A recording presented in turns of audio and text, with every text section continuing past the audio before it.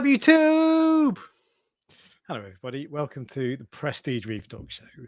My name's Alex. I am Reef Dork. And with me, as always, is Ryan from the UK's #1 coral selling website, prestigereef.co.uk. Ryan, how are you? I'm fine. I've given up trying to dispute that now. That's you have to say that's of your opinion. No, I was going to step it up and say the UK's #1 website. Just #1 website, nice. Yeah. No, never mind Amazon, never mind all that sort of stuff. But, yeah. Yes. So, hello. Today we're going to be talking about. So it's the Prestige Reef Dork Show. So there's a number of features that we'll get through, but the headline topic is the hobby too expensive? There's a short answer to that, and it's yes, it's far too expensive. But which one of us arguing which point? I think we're both going to be arguing. To be fair, there are two sides of the coin. It doesn't have to be expensive, but we'll get into that. We'll get into that. Yeah. It's not like this isn't one of those scenarios where one of us thinks one thing and the other thinks another. It just is. But there's more to it than that, to be fair. However, first off, we go. So this is we start off with our week in reefing, and you were just saying until about 2 hours ago, you didn't really have anything to say, and suddenly drama, disaster. What happened? Okay, so I have no. I know what happened, and it isn't a fault of the products. That's the very important thing to say, because it's a fault of the person who's using the product, because I don't maintain things properly sometimes. And I'll be honest with you, it's my own fault, because this actually happened to Jamie's reef. So Jamie went away, and I went in and I was looking after his tank. And I was like, shit, look what's just happened. I fixed it, then didn't come home and check mine. So this is my own fault. Oh, yes. Interesting. Well, the suspense is killing everybody. So okay. What happened? So basically, I checked the farm this morning. It was completely fine. I came back. I went to the zoo today. It was exciting. And then I came back probably about 3 o'clock, and the water in one of the systems had basically completely drained out of the entire sump and half of each of the tanks. So, it went down to the weir line. So the corals are all fine because they're in the water, most of them. So there's no problem with the corals or anything. Okay. It literally it's basically just dumped hundreds of liters of water all over the floor. And what happened, the Niles Torque, and the reason I'm telling you this is because I haven't cleaned my Niles Torque in 3 years, and they have a little filter on top. So as I said, this isn't anything to do with the product, I promise you. And I didn't clean the filter, and the head popped off, but not fully. It popped off just enough to make a little pressure point for water, and then it pissed water out everywhere. So this is a product that you're saying is awful and that everybody should stop buying immediately. No, that's not what I'm saying. I'm just letting you know what happened, and it's like a public service announcement to tell people. The reason I'm telling you this is because it actually destroyed, I think, 2 of my MP40s definitely, because it filled the dry weir compartments with water, and it also sprayed all of the controllers. So I think possibly more of them. So it's been a very expensive day. Let's put it that way. Yeah, the controllers are pretty splash proof, so you might be all right. But the dry sides, you showed me a photo. Did you say the 2 are just knackered? That's well, interestingly, they were still running. They were still running even while they were underwater. I'm not joking. I was shocked. I'm like, this is some proper good engineering. I'm going to put the dry side in my weir box in that case. That's wicked. That's what it was unbelievable. No, that's not what I'm recommending. Because and then they haven't. They still come back on, but they're not turning properly. So they're juddering. Right. So I undid the sort of bit that there's a rubber seal on them. And they are full of water, which is more interesting, the fact that they're still working even though they're full of water. So it's not an electrical component inside that. It can't be. Otherwise, it would just have tripped, wouldn't it? Which is why I never knew, because nothing tripped. Nothing tripped on the whole farm. Otherwise, I would have received a notification. That's funny. I've had that before where something blows and it's like, oh God. So how long had it been leaking for? I did check the cameras, but you can't see how because it's too far away from the camera. But I will have a proper look later. But obviously, I was trying to fix it. And I was fixing this until about 5 minutes ago. So yeah. So I've done. Normally we have a little chat, don't we? Before, but We've had no chat about what we're going. So we're just going to wing it tonight.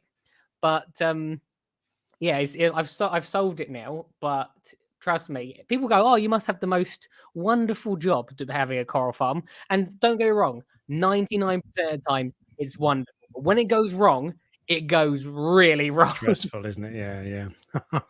And, so you've replaced all the salt water. You've got new salt water in there now, have you? Yeah, I basically shut everything off. Is your floor ruined and the stand like completely soaked? And the stand is wet, which I've dried off. But the floor, I have no idea where the water goes. But because I have a rubber floor below as well. So you have a rubber floor in your bedroom as well, don't you? Actually, why do you know about the rubber floor in my bedroom? No reason. So yeah, odd thing to say. It's and because it's a garage, it's actually sloped the floor. So I think it goes below the rubber floor and then seeps out underneath the garage door into the drain. Because this has happened, not this specifically, but I have got it wet before. It's just it's been a very expensive day for me. Let's put it that way. So if you're feeling generous, and you want to go buy some corals, trust me, I'll appreciate it tonight more than ever. And James says he's pulling up on a technical thing. It pissed out water. Is that the official term? That is the official coral term, the coral farmer technical term. So it's funny because I actually was looking at the NIOS Talk reactor. I've been looking at one over the last couple of weeks to meet my phosphate reactor needs to replace my existing one. So was it just because you didn't screw the lid on properly or something? No. They have a filter on top of them.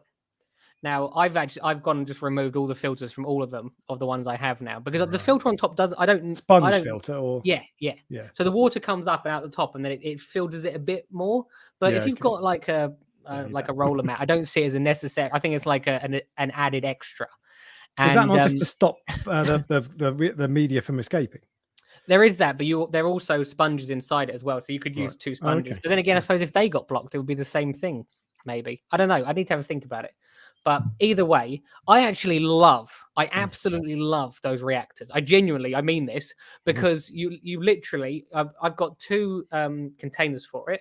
You fill one up, put it in, take the other one out, empty it, then use it next time you want to do. So you just keep swapping them over easily. Yeah. Oh, of course, because you can buy them separately. You can buy the top part separately and the dock separately. Yeah. And because I've got so many of them, I just use it interchangeably. It's worth having one extra to I mean, they sound awesome. Just ruining your farm. No, it's so annoying because I genuinely I've got one for the angelfish tank as well. The thing I love about them is that do you remember with normal reactors you have like a little tube, don't you? And you have to unscrew it. Nothing like that. You literally you just pop it off and then you fill out with media and you put the lid back on and it's done. Like that, and if you use NIOS's media, you don't even have to wash it. So I am a man of like ease. If it's easy to do, I'll do it, and that's why I've got them. And as I said, I genuinely love it. Even if it's easy, that's fine. Even if it kills you in your farm, that's fine. No, because you're being unfair. Because as I said, this was look. I don't like to talk about companies because people might go, "Oh, this happened to me" or whatever. But 3 years, I've never cleaned the sponge. This is my own fault.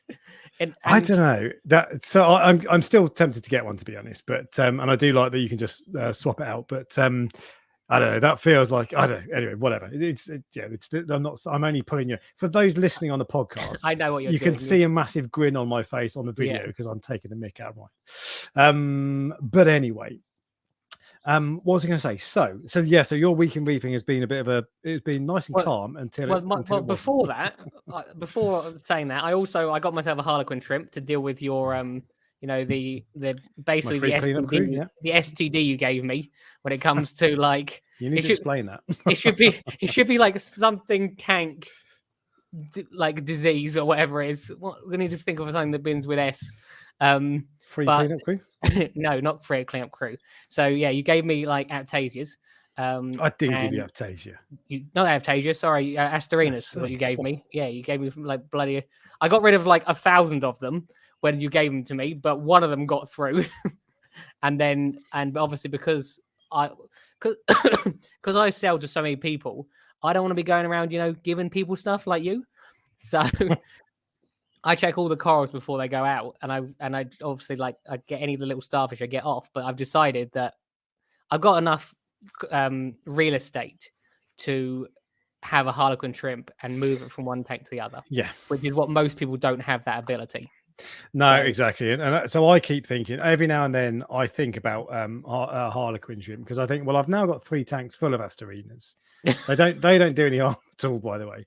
But I do think maybe I could just move in between the 3 tanks. But what if I can't catch him? And I don't know that when they run out quick, and there's no way I haven't got anywhere near enough. But you've got 4,000 liters, so 1,000 gallons, so that is enough. Basically. So that's what says that. And also the other like very interesting piece of news, which I decided, and I might be wrong, but I only discovered this recently. I put an urchin in the angelfish tank, just because there's some like diatoms and a little bit of algae growing now. I was like you. I thought urchins ate through their mouth and pooped through their mouth, but they don't. They eat through their mouth, and then there's a hole in the top of them. So the mouth is facing down, and I just keep seeing it like expelling like bits of sand and stuff. So it's probably not good for its diet. Isn't that just like, so I've seen them like they look like they're smoking before, but I just thought that was them, doing their. No, I'm pretty sure because it does it every day. So either it's even it's like enjoying itself every day, or it's like pooping every day. Yeah, okay, interesting. Because I looked this up. I did a video that was a solid 5 minutes of useless information about aquariums, and one of the facts on there was a starfish's mouth is also its bumhole. But I looked that up beforehand, and I couldn't actually work out if that's true. No, I don't think it was. I don't think it is true exactly, but it was funny. So for an urchin, not an urchin, for an anemone, it is. But it's the same. So they're echinoderms. I think they're both urchins and starfish are echinoderms, and I think they're the same. So basically, I don't think that is true. But there you go. An urchin's bum is its head. Oh, so. Maybe I think so. Which is funny because you talk out your ass sometimes. Oh, nice. It's funny how because I'm like stressed and knackered from spending hours fixing out. You're like on top form today, aren't you? Don't worry, I'll catch up. Well, actually, funnily enough, so my weekend reefing, I was exactly the same. I was thinking early on today, I was like, I don't think I've got much to say. I've not really done anything. I bought a couple of hermits. That's about it. But I've been having problems with my Fluval Evo. So it's a small water. There's about, after displacement, it holds about 40-45 liters, 10-11 gallons, not a lot of water. And I've been having my snail. I keep finding my snails upside down, which obviously is there's something in the water that's harming them. I think it's cyanobacteria because I've had that before, and every now and then I get bubbly bits of algae there, which looks it's green, but it looks a bit green cyano. And I think cyano can kill snails. So I think that's what's doing it. So I did a massive water change yesterday. And also I just thought, well, maybe it's something from the corals. Let's put some activated carbon in anyway. Because if it's cyano, that won't do anything. But if it's some kind of toxin, that will sort it. Yeah. So I put that in, but because there's no sump. So I just put a media bag just on the corner there, and I dangled the top of the media bag out the edge of the lid. Thought nothing of it. And I came in today, an hour ago, and there was a pool of water all around there, all around the edge. My plugs are right underneath that. If I hadn't come in when I did, it would have dripped and it would have fused everything. So there was this pool of water, and it's because the water had been going just like climbing up the media bag and then dripping out over the edge. I've had that before actually as well. I don't, because often that's where all the flow points that way. So I guess it kind of pushes it up, but it's like it's anti-gravity magic. This is one of those things where there's so many things with our tanks that if you do something and you expect nothing to happen, and then something happens, and sometimes it can be quite serious. For if that had tripped your plugs, you'd have a big problem. But the one sec. Yeah, okay. Sorry, you cough away, don't worry. Yes. The reason I mentioned that is because I think this is worth saying. And it's what you mentioned earlier when you said someone spoke to me. So basically, I did a consultation with someone. I think it was not yesterday, the day before yesterday. And what I believe happened, so the top layer of all his SPS corals died almost like quite quickly. And I asked him if there was anything he did that was different, and he said no, everything's been exactly the same. And the only thing that he said he changed was that he changed the carbon. Now, this happened with me once, which is why I think this is a possibility of what happened. Our water is quite green often, especially if it's slightly dirty, because of all the food waste, basically. Yeah, everything that's in it. And what I believe happened to me once is that green water, when you put carbon in, it clears the water, so it's almost crystal clear. Yeah. Which then enhances the lights. So all of a sudden, the corals which were used to getting a lower par are now being hit with a much higher par. Yeah. And I think, and that explains why the ones. Actually, the person who's in the chat, Apex Aquariums, is the person I spoke to. That explains. That explains why only the corals at the top were affected. But there was no way that Apex Aquariums was going to know that would be a side effect of using carbon. And there'll be hundreds of other people that will go, I put carbon in my tank and it killed my corals. But it's not. And the natural assumption is, that's stripped out whatever, And yes. But Bulk Reef Supply talk about that quite a lot. And so I did a test once on my main tank. I filled the Red Sea media bags. They're about, I don't know, 6 inches long. They're quite big. They hold quite a lot. I filled it with activated carbon to see what it did. You're not supposed to put too much in because it will harm your fish, and it can kill fish actually if you use too much too regularly. But I just thought, you know what, it's a one-off. Let's see it. And my God, the water was just the next day. You've never seen water that clear. It was incredible, absolutely astonishing. And actually, the Fujifilm over my shoulder looks wicked. So it makes a huge difference. Yeah, it does. Huge difference. So I'm not surprised that he got light shock. So if his corals were already on the limit of what they can accept with regards to light wise, and then you clear it out, so it then gives it that, even if it's only like 5 or 10% extra, that 5 or 10% could be the difference between what keeping them alive and not. If it possibly. It would be 5%. I'd be surprised, but if it was quite, because there's bound to be a boost in par in that as well. But it would have to be quite a big jump. But if it's all at the top, and it does give a big. Corals don't like when you increase your lights. If you increase them by 20%, you're supposed to do it 5% one week, 5% the next week, or 1% every day, whatever. Yeah. There are some apps have acclimation modes that let you you program it and it does it over a month, 2 months, whatever. So it can make a real difference. Corals just don't like sudden change. And that's why whenever you buy a coral, frag racks are not really for storing frags to let them grow. Frag racks, what you should be using them for is to put a coral at the bottom of your tank when you buy a new one, and then slowly raise it up to light acclimate it. There's another one which is actually quite common. I don't know. I'll be quick, but again, I think this is worth knowing. When you lower your phosphate, your alkalinity often drops as well. So it's not it's because your corals are utilizing alkalinity, because when your phosphate is very high, they can't use as much of it. I've got a feeling there's more to it than just. There's probably is more. But yeah. Okay, go on. So sometimes people will change their Roaphos, I don't know, or whatever, just at the start of the week, and at the end of the week, when it comes around to testing their water, they go, oh, why is my alkalinity dropped so much? And I think that's another. All these things are all linked together. So just to get people, it's just about this live stream is about educating people, isn't it? And about trying to give people tips in where we've gone wrong. Yeah. And this is so every action has an equal and opposite reaction. And yes, in the hobby, especially. So the thing is, you get to know that though. So you get to know what to look out for. Actually, so my dad's coming to tank sit for me whilst I'm on holiday. Yeah. And I was talking to him today, and he was asking all these questions like, how am I going to run it? What if something goes wrong? Do I have to pour something in, chemicals and all this? And I was like, don't worry, just put some food in, and that's fine. If something goes wrong, call me. Because when you've been in the hobby for a while and you've had a load of tanks, you get to know things like if you put too much phosphate in, it'll strip out your alkalinity. So you know to test. Or if you put too much activated carbon in, well, first off, don't do it. But secondly, if you do, you need to dim your light. There's all these things that have these unintended consequences that you work out over time, trial and error, and getting things wrong. But have you given him my number? No, I did say worst case scenario, I've got a mate down in Sussex. Whoa.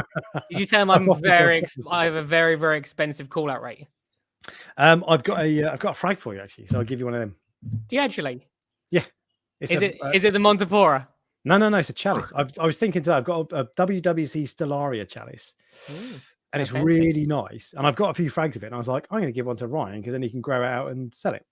Oh, that's very kind of you. Nice. It's a really nice coral as well. I like these. Oh, wait. Whoa. You're trying to butter me up before you go away. I know what you're doing. The two are separate. You won't be called up, I promise you. But this is what will happen. Your dad will call you.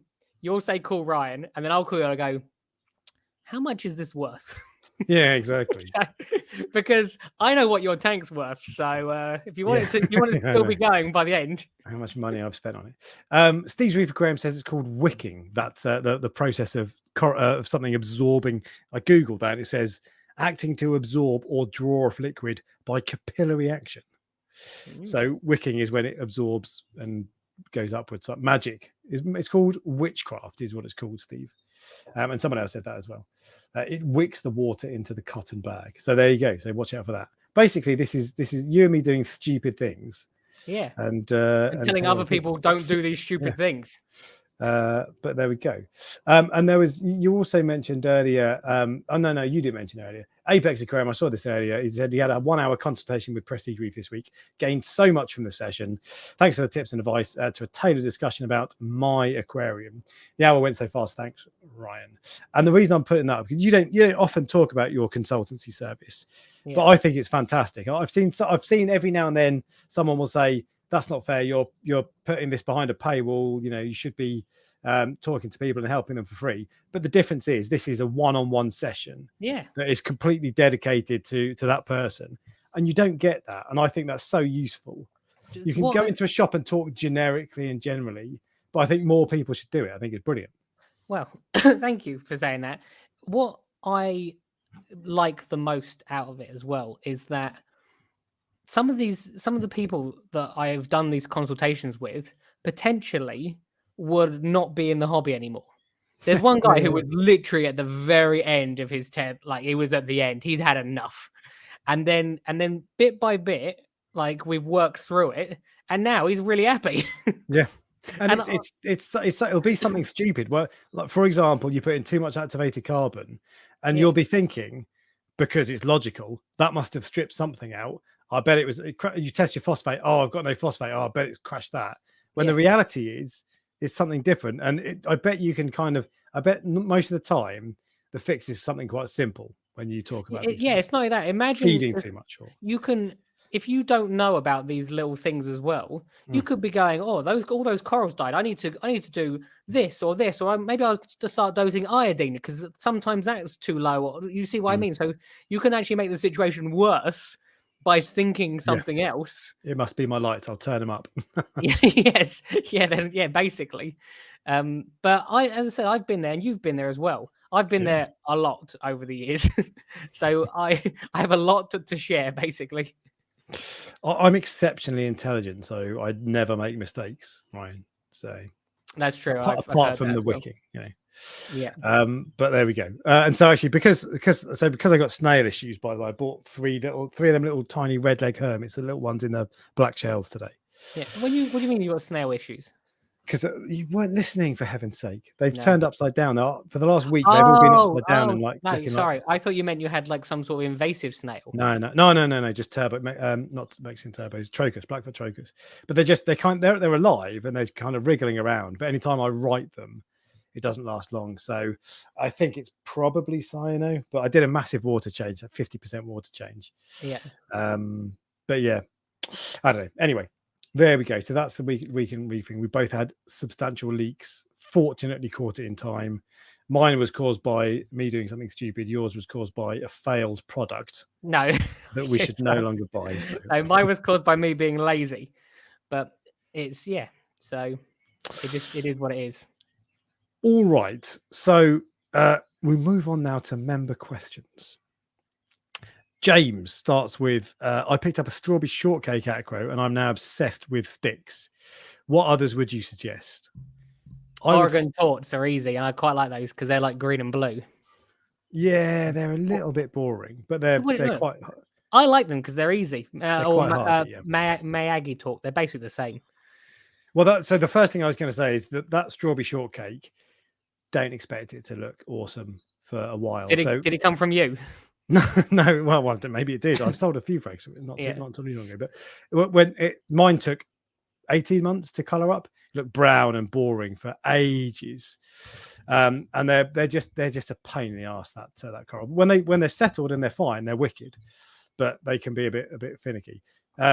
Barley green slimer is a good one because I would think Oregon Tour is boring, but barley green slimer, green, the same color as every other coral you can get, basically. It's brighter than Chernobyl in winter. Oh no, I actually don't sell barley green slimer either. That's why I'm telling people not to buy it. I don't sell it because it ships terribly because of all the if you get, I've literally done this. You can get it out of the pot, out of the tank without touching it. Pot's in the water. Yeah.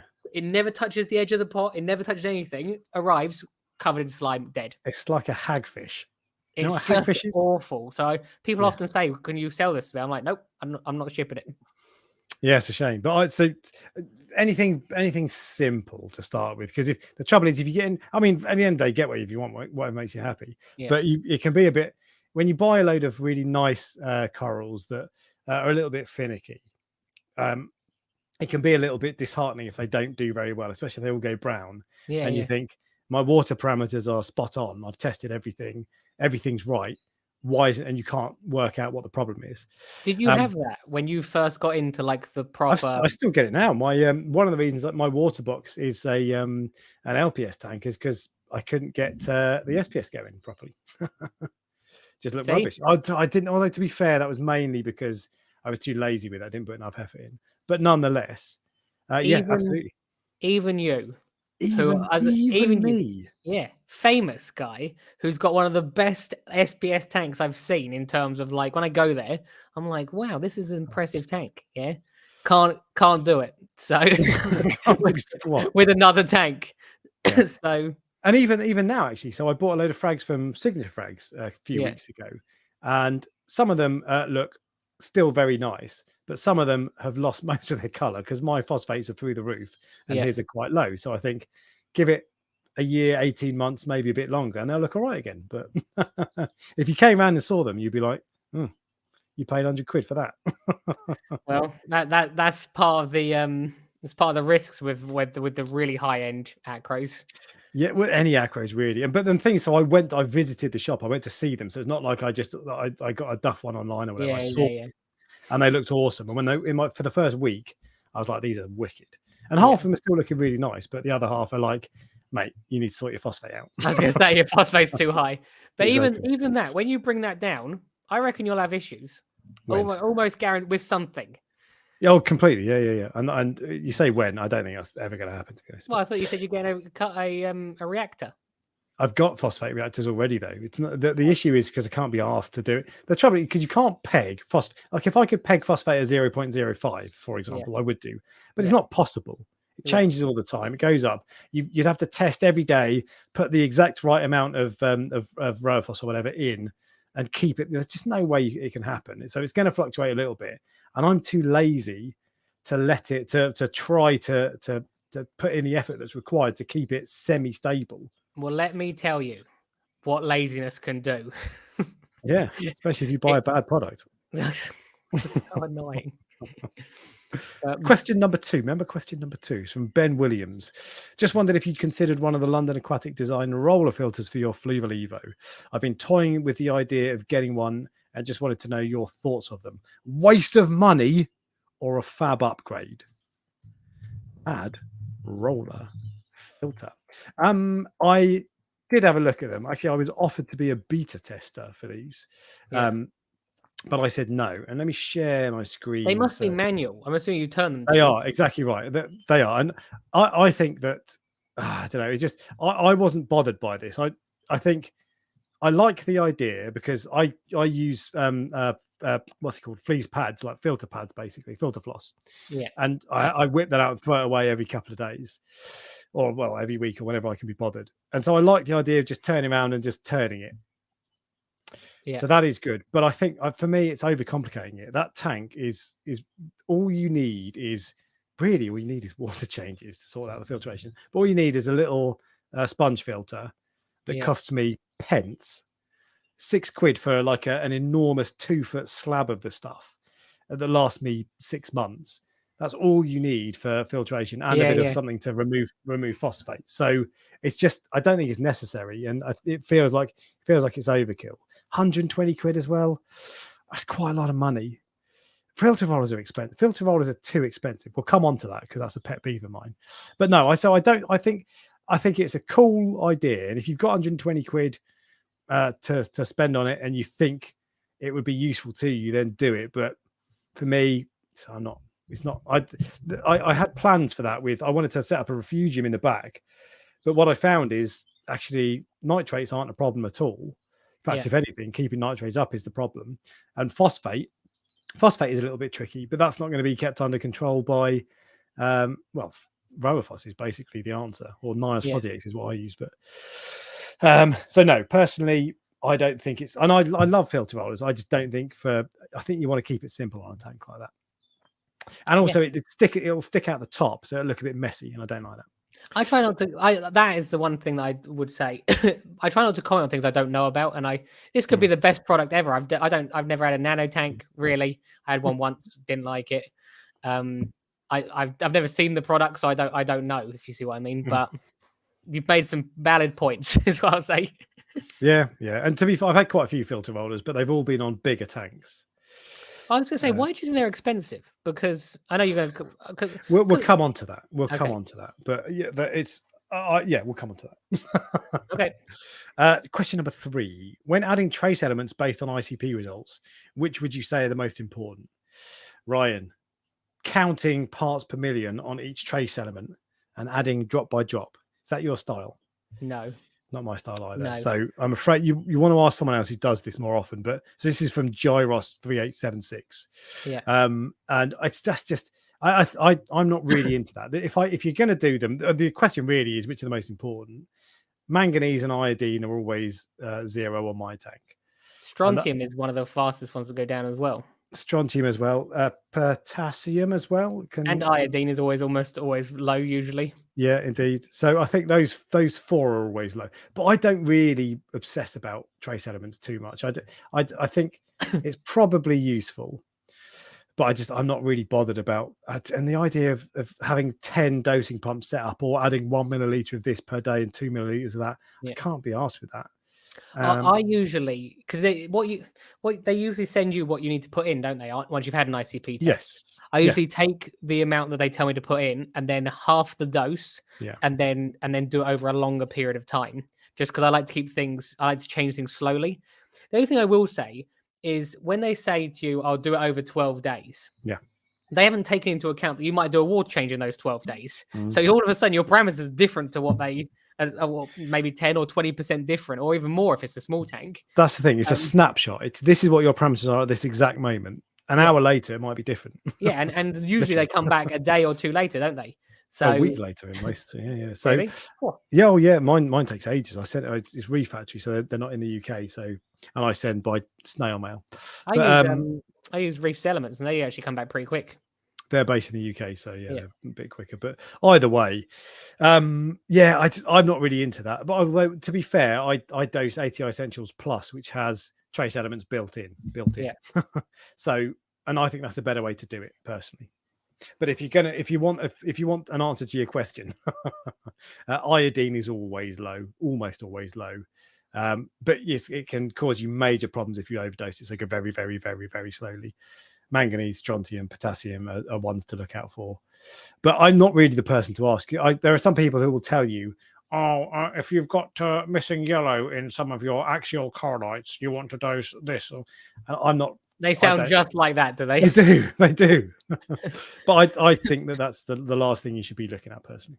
But the most important thing is don't try and save money and dose anything without testing. Because that's the other thing I've seen people do when they're putting stuff in.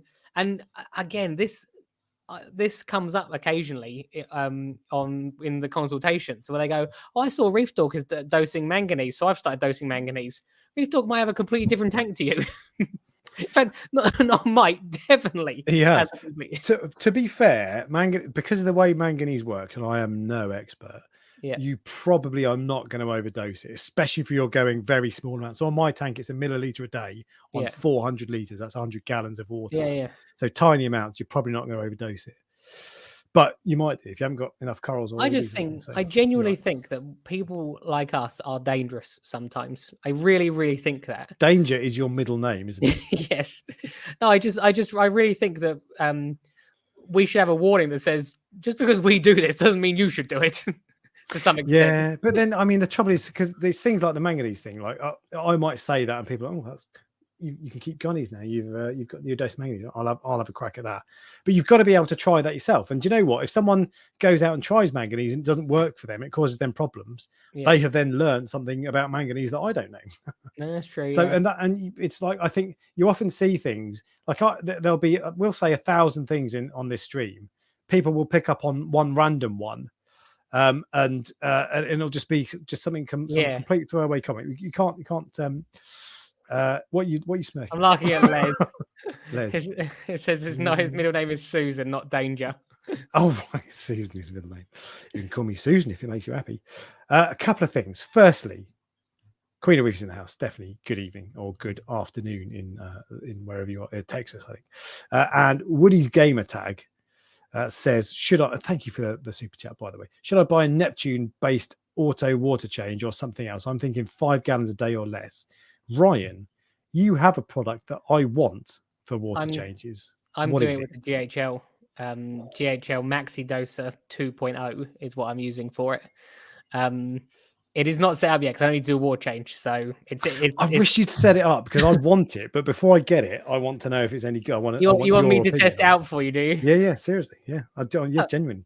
Yeah, as I said, I've got it and it's in place. It's just not been installed because I don't need to do a water change. It's the first 2 weeks. So. Okay, well, so loads of people use the Neptune DOS for that, and loads of people also use the what's the Ecotech one called, the Versa. And I've been thinking about either getting 2 Versas or a GHL. Neptune isn't my thing because I'd have to invest in the whole system, but there are a few options.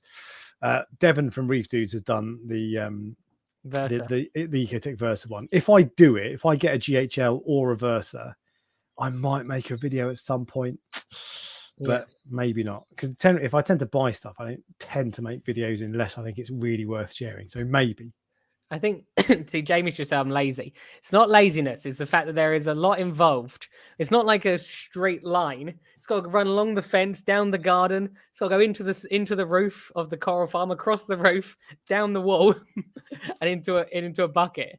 Not a bucket, like a 140 litre container.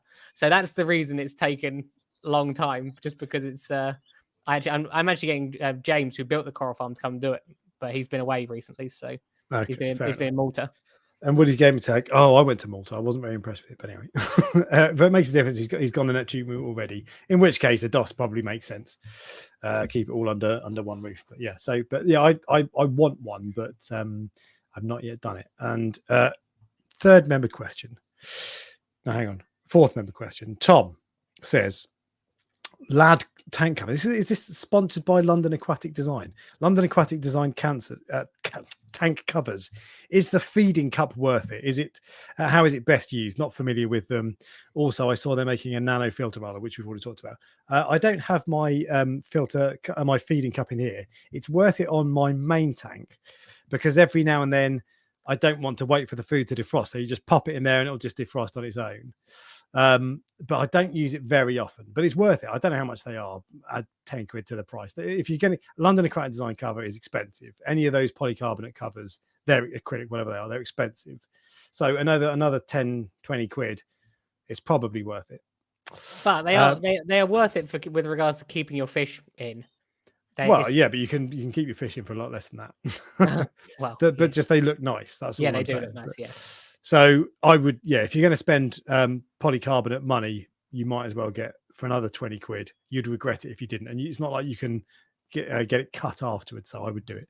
And Bubbly Reef says, when do you know you should start dosing 2-part? What is the best 2-part for not screwing it up? And when do you know you should start dosing Kalkwasser?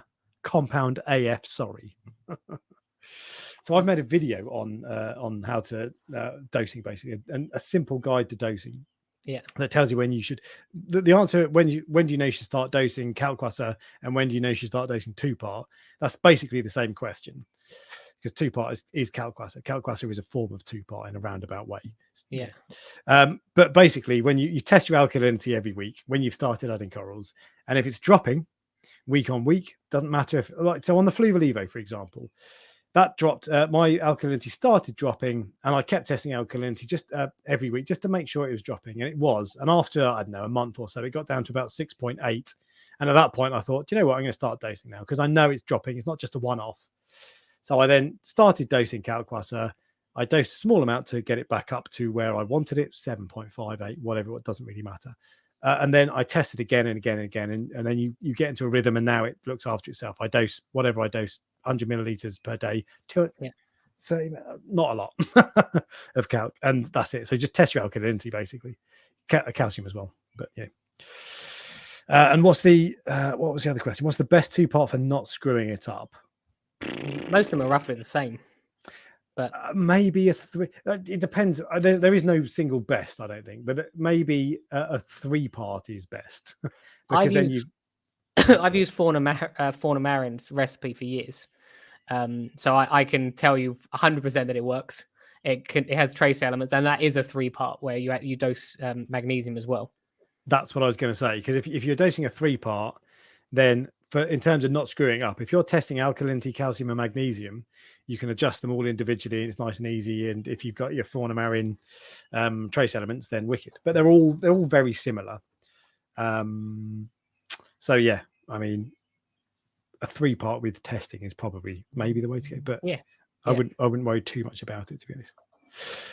And that is the end of the member questions. Someone, Foxy Reef, just has mentioned Aqua 2023. Well, wait. Whoa. I just realized another segment, isn't there? Whoa. Before we come on to the new segment, which is next, we need to do the jingle. Let's go.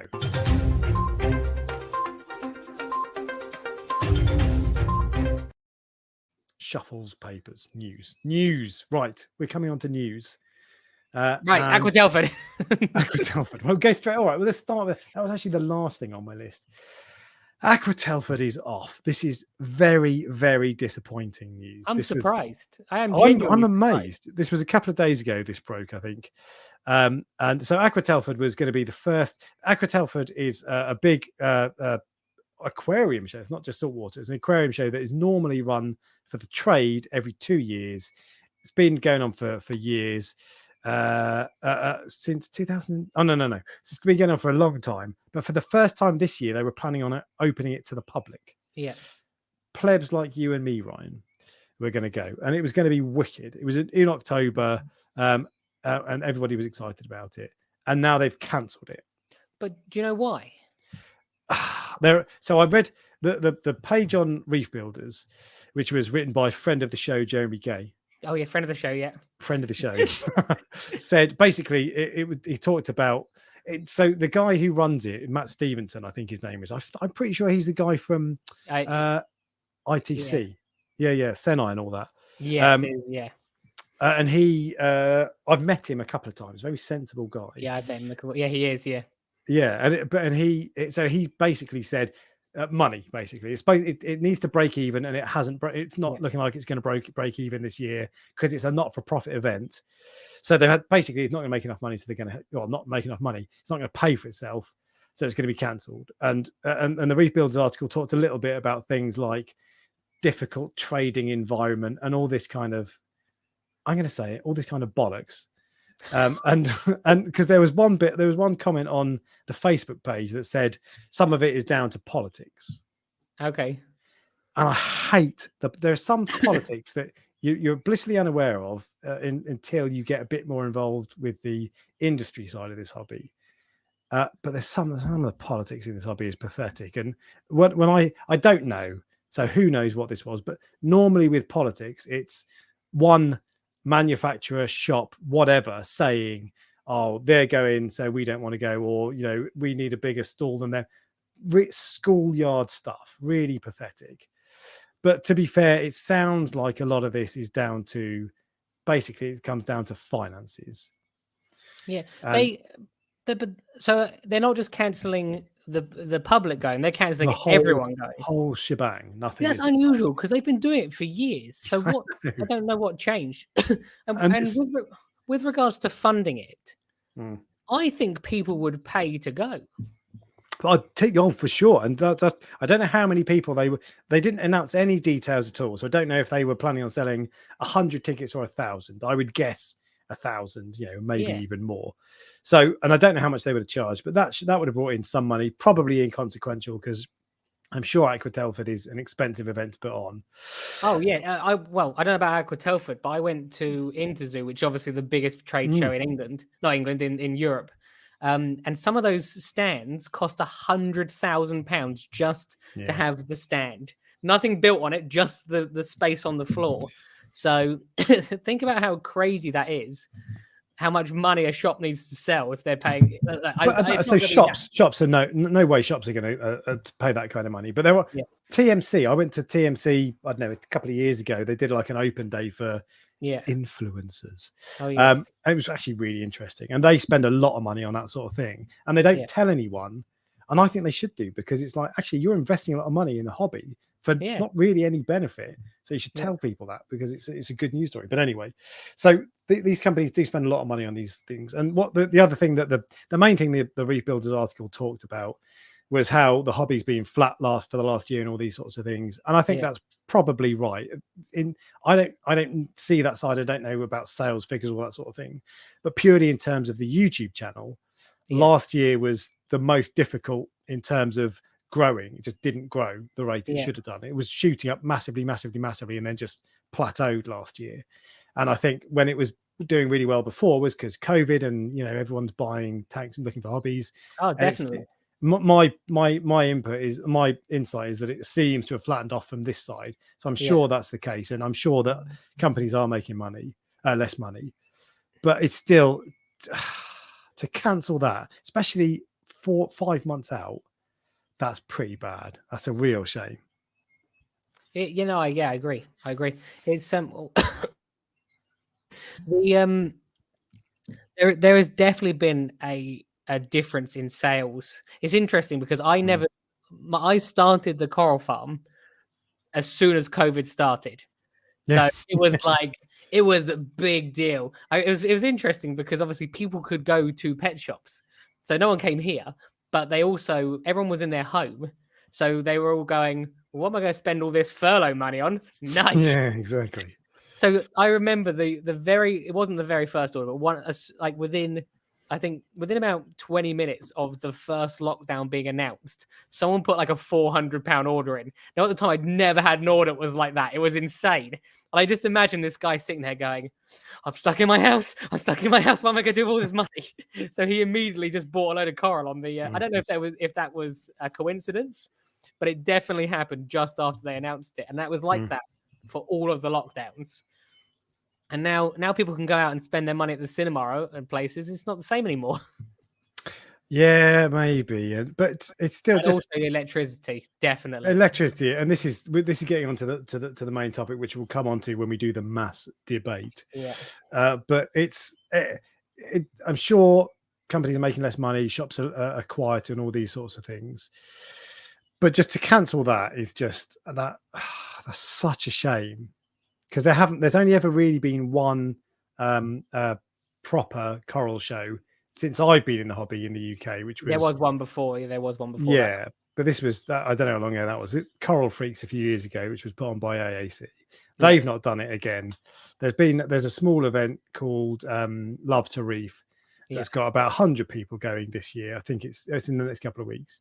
Yeah, but it's wicked, but it's not a proper coral show like Aqua Telford. So for that to drop off it's just so disappointing, especially after they announced it.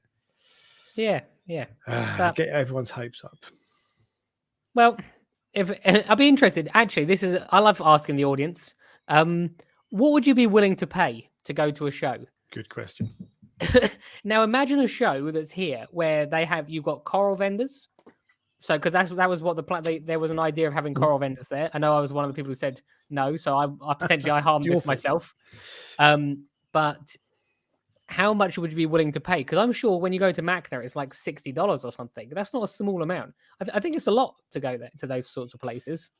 But there's an American attitude as well, and I mean that in a very positive way towards America. So in the States, they'll pay for a hotel for $200 a night. They'll pay for flights. They'll do all this sort of stuff. It'll probably cost them $500 before they've even got started.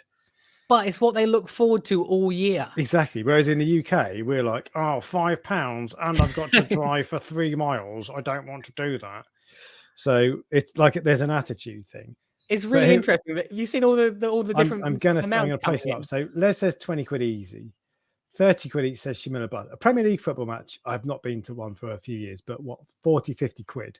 I would rather go to a coral show any day. So I would pay that kind of level. Yeah. Bubbly Reef says you guys make an event. Don't fancy that. I've got a full-time job, so that's not going to happen. Apex 50 to 100 quid. That's good. 50 quid says Jamie's Reef. 25 says Bubbly. 100 says Bobbyguard. 30, 20, 25. Why is everyone sharing their electricity bill? I wish my electricity bill was 50 quid.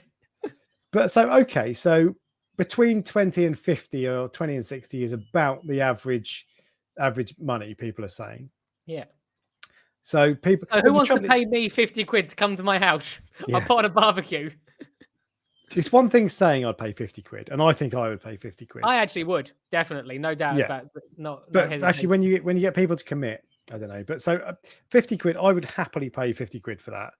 Yeah. And I wouldn't expect to get a free ticket. I'd pay 50 quid, and I'm cool with that. That's all right. Yeah. Although I'm not, But it's a special thing getting so many people that love the same thing together. I've been very lucky. I've done it multiple times. I did it in Nuremberg. I've been to Florida a couple of times. I went to Vegas. All the different shows, each one has a different feel to it. But the thing that is consistent with all of them is that you're spending time with like-minded fish weirdos. And we're like a reclusive group of people. You don't like bump into another fish person very often. And when you do, you don't, even if you're at a fish shop, you don't really talk to them usually. You might be different. I don't know. It was interesting. So I was in a fish shop earlier and someone recognized me today. And rather than coming and saying hello, they sent me a message after I got home saying, I saw you today. And I was going to go, why didn't you say hello? Well, you don't want to disturb you because that's basically what they said. It's interesting. So I was with my partner today.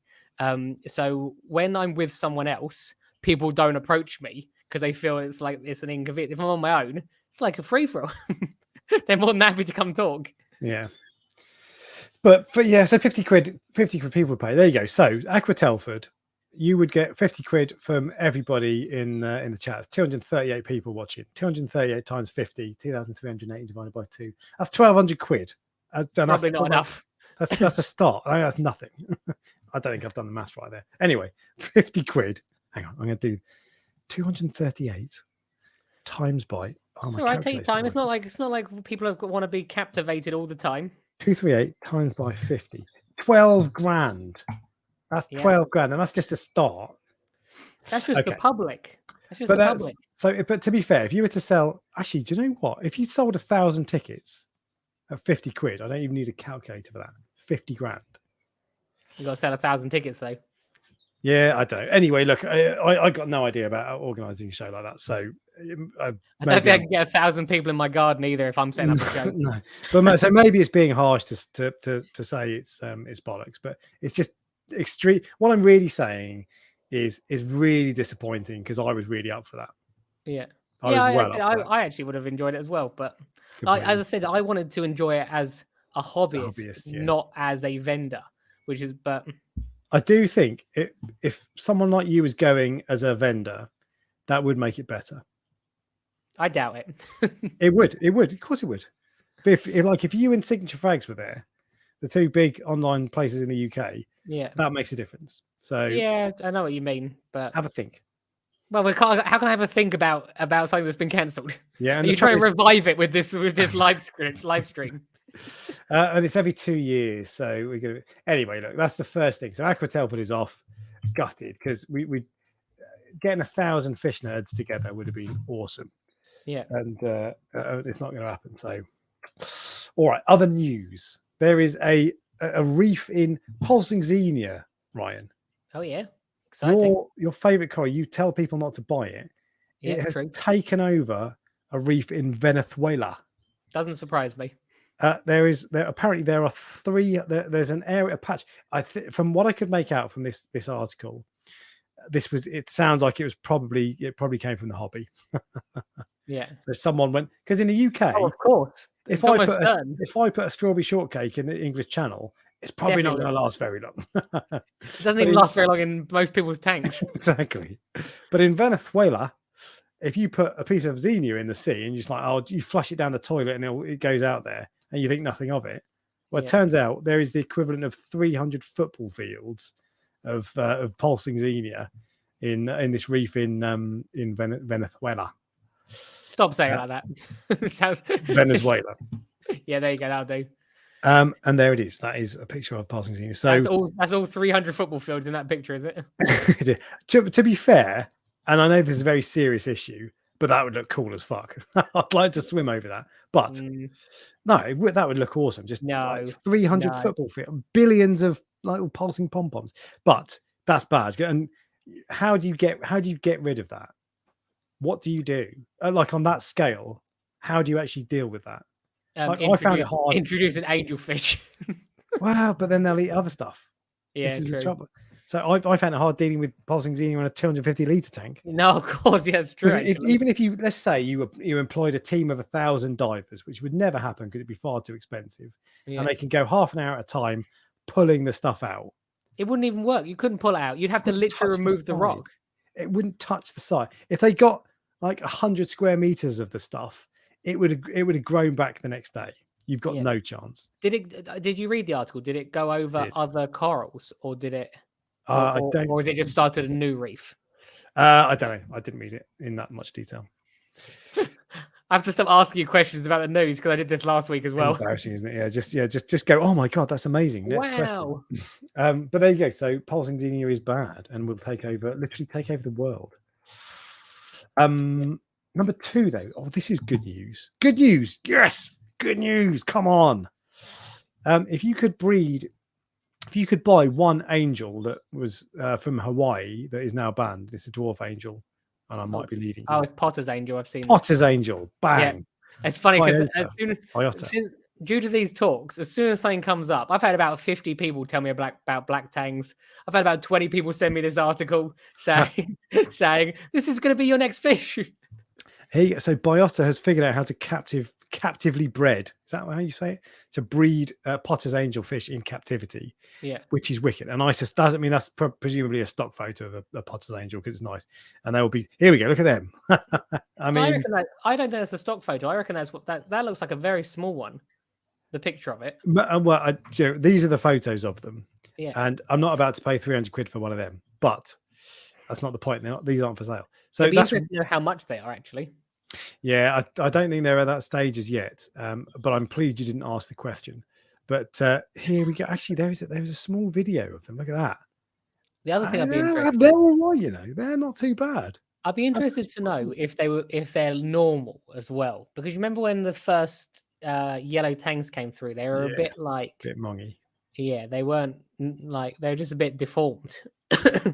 Whereas then they sort of perfected it. I wonder if when they perfected the yellow tangs, they actually made other fish better as well, because they would be using the same live food. Yeah, that was the problem.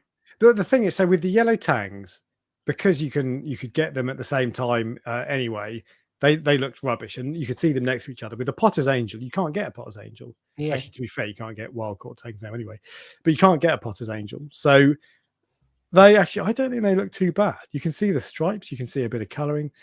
Yeah. They look all right to me. They look like they're quite small as well, like quite small. Oh yeah.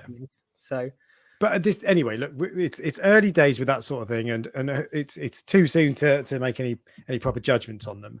But that is cool as hell that they've worked out how to breed such an awesome fish as a Potter's angel. I remember being told as 15, 14, 13 years ago that you couldn't breed marine fish. It just wasn't done. Like you could breed clownfish, you could breed Banggai cardinals, but everything else was too difficult. It just couldn't be done. It's almost like the people saying that it couldn't be done before, they just hadn't tried hard enough. Exactly. Yeah. And then one person discovers something and then shares it, and then they start doing next fish and the next fish and the next fish. And Biota have got the expertise, right? They know what they're doing. Yeah. So it's just a matter of resources, I guess. And we'll come on to that as well in a sec. But more good news. 2 pieces of good news. Some positivity. Another captured bred fish, Ryan. What do you think it is? I'll give you a million guesses. Give me a clue. It's a dragonet. Oh, I've seen this. It's a dragonet I didn't recognize. Yeah, that one. It's a circled dragonet. I'd never heard of it before. Neither have I. It looks like it looks like the Blennies. They look the only thing with this is it's awesome, and this is Dutch wholesaler De Jong, big European wholesaler. They have worked out how to breed circle dragonets. The only thing I'll say is they look a bit boring. Dragonets are the coolest fish in the world, but these guys don't. I'm more likely to buy a mandarin or a scarlet dragonet or one of the little green circle ones, green spotted. Yeah. But nonetheless, that's still really cool. It's just a shame that it's a little bit of I don't know. And that's a bad photo. That's under yellow light. You would think that rather than breeding yellow tangs, people would be breeding black tangs or gem tangs or even purple tangs. Or you just think that if you can do that, it's like I've seen them breeding royal grammars, but why aren't they breeding the one that you like with where the opposite coloration? The grammars. Yeah, why aren't they breeding those? Because it's only dickheads like you and me that really like those fish. Yeah, but if you can bring the price down, then people will buy it. Yeah, all right. So what about in the meantime when you've got to invest $1 million and not get any return? Well, you want to go? Do you want to invest $1 million in a fish which you sell for £15 or a fish you sell for £400? Well, if I'm going to sell 1,000 of the £15 fish or 2 of the $400 fish, then I'll tell you which way it's going to go. But either way, and actually that circle dragon, it doesn't really do anything for me, but it's cool that it's been done, and anything like that I think is to be commended. So well done De Jong and well done Biota. Muy impressivo. What happened there? So there we go. So there is more good news. And is there more good news? Even more good. This is the best news. I've saved the best for last. This is wicked. Absolutely, genuinely brilliant. So there's a place in Australia called Monsoon Aquatics, and they have secured a $500,000 government grant to spawn corals for the benefit of the hobby, to sell commercially to the hobby. And this is 500,000 Australian dollars, which is like $10 US. I was going to say, I think you get like $3 to the pound. Anyway, so it's nonetheless, that's a significant sum of money, and I love that a government is putting money into this is because this is like if you're going to worry about pulling corals out of the oceans and whether it's sustainable and all that sort of stuff, there are arguments about whether actually that makes a difference. And from what I understand, the hobby is responsible for the minutest proportion of corals that are removed. Exactly. But nonetheless, take that argument out of it, we can capture breed them. And they've worked out how to breed. I'm going to show you on screen Scollies for a start. Look at that. That's a scolly on a frag plug. Seen the size of that frag plug? Yeah, it's tiny. Little scolly. So they've got feed it one pellet. Exactly, a week, yeah. But that's wicked. That's a really nice scolly as well, to be fair. But they've got this grant to breed corals to sell to the public. Basically, they've done it before. They've already. This is a stage 2 grant. They've already had a stage 1, and they've worked out how to spawn. So far, they've already figured this out. They can spawn scollies, which it was Homophilia australis is the proper term. Scollies, acans, Aquapora tenuis, which got me aroused, hammer corals, torches, and trackies. It's interesting. I think they were focusing on. They talked about which ones they were focusing on. So are these being spawned in tanks, or are they being spawned in the ocean? So it didn't say, but I think it's in tanks. I'm pretty sure it's in tanks. It's land-based. It does say land-based aquaculture facility. So yeah, in tanks. Do you think that they would do what they do in like Indonesia, where you have an offshore It's like a lot of them haven't got the right environment for it. Right. But I don't know if you've ever been in the ocean, Ryan, but if a coral jizzes all its stuff into the air, into the ocean, where do you think it goes? And I Is it easy to understand catch it? I know what you mean by that, but no, okay, fine. Yes, I know what you mean. I wasn't thinking about spawning because I was thinking more of fragging, basically. But yeah, I suppose sorry, you're talking about you're talking about sorry, yeah. You're talking about things like scullies and sinarinas and trackies and things like that you can't frag. Yes, okay, I understand. Yes. So it's been a long day. Which is amazing. This is I know, yeah. This is Jamie Craig's levels of goodness. Is the chances are he probably had some sort of impact on it as well? You don't know because he shared his knowledge, didn't he? I think. Jamie, come on the Prestige Reef Dork show. We'll talk to you. It'd be wicked. He's not watching. Probably not. But yeah, exactly. And he's given away all of his knowledge to everybody around the world, basically. Yeah. These guys are experts in it. They've done this before. Yeah. So I think they're. But anyway, whatever. It's wicked news, and I love that there's a specific focus on growing corals in captivity for the benefit of the hobby, because that is amazing. If we could get to that point, then there's just no argument against it. It would be wicked. I would love that. And more to the point, for you and me, there are two benefits for the hobbyist.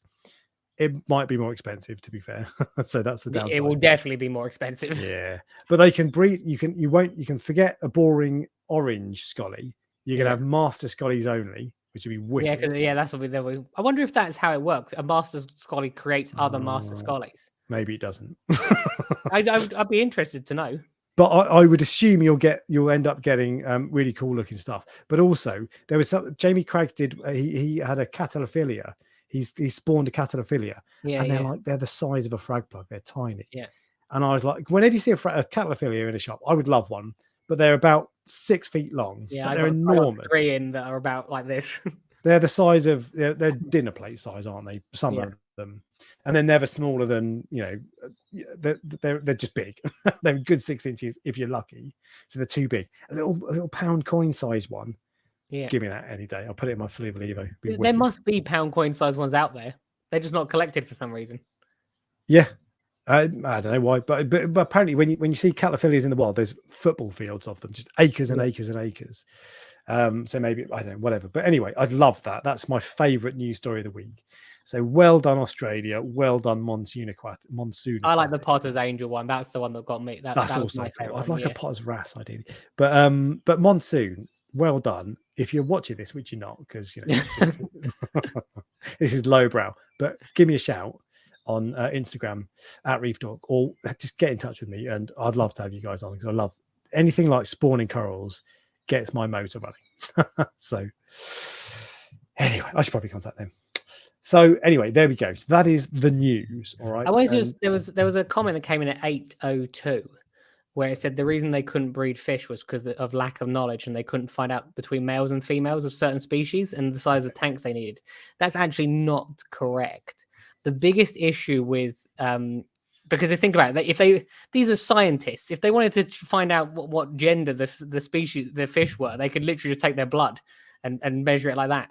But the biggest issue with breeding fish was that the very, very early larval form is too small to eat what we were trying to feed it at the time. Yeah, okay. Then they found a new, like, tiny, insignificantly small species of something in plankton or copepod, something like that. That's how they managed to crack the code with regards to breeding a lot of these fish. And I think what they were doing is they hatched the fish in captivity, and then they were getting plankton from the sea, giving it to the fry, seeing what was being eaten, and then they took that and then they bred that and cultured it. Yeah. Well, plankton is just it's responsible for all life in the world, basically. Yeah, not too much of an exaggeration to say that. Yeah, but yeah, I love that. And there's a couple of people saying that their corals have spawned. The torch coral spawned this week, Damiantos, and someone else said a Kenya tree had gametes inside. Have you ever broken an acro in half? Or, well, not in half. You just snapped the thing off and you can see the eggs in it. A million times, but I've never seen eggs. But I've seen pictures of it. I've had eggs on a barley green slimer. Oh, really? That's cool. Yeah. So I've basically got Jamie Craig's on already, is what you're saying. I wouldn't have known what it was if I hadn't gone to see a talk with Jamie Craig's. It was actually at the thing. And then I went home. Then I went home and I went, hey, give this a go. And I was like, oh. That's so cool. I'd love to do that. If I had, like, if Reef Dork became a full-time job and became big enough for me to actually invest money and stuff, I'd be spawning corals. I'd have a container set up. I'd be doing it, but I've got to go to the office 9 to 5 like a dickhead. It's interesting. There's a lot. There's some controversial topics in the chat with people saying that aquaculture isn't good for the thing. The thing that I've not read them properly, but they're it's just so the argument about captive bred versus wild collected and all that sort of thing. Actually, if you talk to people who know about it, it's not like that, because from an outside perspective, if you don't know anything about the hobby and you don't know anything about corals at all, it's very easy to think, okay, it's the coral reefs are dying because they're bleaching, global warming, all that sort of stuff, and even beyond that, selfish people like you and me are pulling them out of the ocean, ripping them out of the ocean, destroying reefs, all that stuff. It's easy to look at it and think, I bet that's what is happening. But actually, the opposite is true, because this has been going on for years, and the people who do it, they do it responsibly because it's their living, their livelihood. It's this is like I can't give you coral examples, but for example, the bicolor angelfish. There's a village in Fiji that is responsible for the export of to Europe anyway. Something like, I don't know, 90% of the bicolor angelfish that come into the trade. Yeah, and it's a village that has been brought. The village is built on that one fish. Yeah. Okay, so it's an industry there. There are churches built because of that. There are. Do they pray to the fish? Probably do. There are dozens of employees because of this, and they're not stupid. They're not just going, let's pull out all the fish we possibly can do. Bollocks to it. I want to make $1,000 this month. They do it sensibly, and they do it so it's sustainable, and it's in their interests to sustain it. And that, my understanding is, that's how it works with corals as well, in that they don't just go in and just rip up swaths of the ocean and destroy the natural coral reefs. Yeah, they actually do it sensibly. They pick up, and like I said earlier, cataphilia, there's football fields of the stuff. You can go down, you could spend a week constantly pulling up cataphilia, and you wouldn't touch the sides. You wouldn't even know. So but there's a controversial topic, I'm sure. And Bubbly Reef is right. I need a bigger house, by the way. I do need a bigger house with a bigger tank. Great. Oh, I'd love a bigger tank. Get an 8-foot tank. That's what you want. 8 foot? Nah, it's a bit too much. But anyway, but yeah, basically the hobby is not an irresponsible hobby. It's not killing the reefs. It's just not true. Look, there probably won't be anyone genuinely thinking that, in real Peter type skeptics. But if that is what you're thinking, look it up. I think something like 50% of the stuff that's, maybe not 50, it could be like 40, but it's a very, very high percentage, is bycatch, which is all the stuff that the fishermen kill and throw back in. So if that's the thing that governments need to sort out before they sort out the 0.0000001% of what we're taking. Exactly. And someone's pulling me up on my maths. I can't remember. My maths might have been off, to be fair. This is the third beer I've had tonight. So, nice. Anyway, I didn't know that. I'd have drunk this glass of wine quicker. I'll get on my second one. There we go. But anyway, right. So basically, the hobby is wicked, and it's not bad for the reefs. All right. So that is news done, which means now we have got. So I need to do two things. First off, I need to start the Q&A. Start a Q&A. Post your questions here. Right. So I've started the Q&A, ladies and gentlemen. If you've got questions, because we've had dozens and dozens of questions already, and I missed them all because I'm talking to that dickhead over there.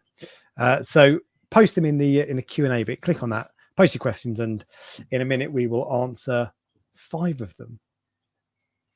In the meantime, are you ready, Ryan, for the mass debate? Can do. Yeah, I'm interested. I'll let you start. Is the hobby too expensive? Is our saltwater aquariums becoming too expensive? No. I know you don't even believe that. No, it's is crazy how expensive things have got. I think there are reasons. It's not just people going like, let's just put the prices up. Like there's the costs of people's rents going up, electricity's going up, the freight costs have gone up, fuel costs have gone up, everything has gone up, and all of those combined get put into the cost of fish and coral. And I'm assuming, and the equipment as well, because all of these companies that are making equipment have to pay their staff more because all their fees have gone up. So there is a reason why it's got more expensive. That doesn't feel good to know that there's a reason. It doesn't make you feel any better just because go, oh, I feel it's okay now. I feel good because I know why it's gone up. Oh, I understand. Right. Okay. Yeah. Shipping containers. Oh, fine. Take my money in that case. That's fine. No problem. It has. I think electricity is the one that it's interesting because electricity is the one that I think people are. It's very on our mind how expensive it is, but corals have gone up and fish have gone up quite substantially as well. I think because electricity is a monthly thing that you have, that you can choose not to buy a fish, but you can't choose not to pay your electricity. Heat your house or whatever. Yeah. And I'd be interested to know how much like a normal tank's electricity bill's gone up. Because this guy's tank electricity bill was 600 quid this month. Although it's 16 tanks. Yes. 16 tanks. That's your own fault. It's only 600 quid. I'd be interested people in the comment section to say if anyone knows like roughly how much like your electricity's gone up in the last year, for example. And the reason is because I wonder if it's more of a mental thing than if it's actually an actual thing. I don't know because my cost is based on the coral farm, which has gone up hugely. So, but has just an average size tank done that? It's basically the same. So I mean, I don't monitor it. I did a video when I talked about the cost of running a tank, and I worked out the electricity over the course of a month. I worked out, and this was in December when it was at its coldest in the UK, so the heater was on basically 24/7. And my I can't even remember what my rate is, but my electricity rate has almost doubled in a year or so since Putin went insane, dickhead. So my electricity rate has doubled, therefore my electricity consumption and my electricity costs have doubled. So it's gone up massively. And the thing is, a little tank like that, the Fujifilm Evo, I can't remember what that one cost, but it's not a lot. Yeah. The 100-gallon tank, 400 liters, that's a different story. Yeah. And I mean, you've seen the amount of light I've got above the tank. Imagine 5,000 liters of water in one house. Yeah. So a lot of people have got of spending a lot more. So 14p to 14p, that's cheap per kilowatt hour to 32 pence per kilowatt hour, which is probably about right. I was paying about 18 pence. In the States, it's so cheap electricity. It is, yes. Comparatively, still it's gone up, but wow. But yeah, so electricity is one thing, but even things like just everything is getting more expensive, and like the cost of microchips apparently has gone up, and there was a shortage and all that sort of stuff. But things like the Vortec MP40, and I've got a few products on my list that I specifically wanted to talk about. Vortec MP40, they're 400 quid now. Yeah, but how much were they before? I don't know. They were, I can't remember. They went about 330, 350. They went up a lot not that long ago.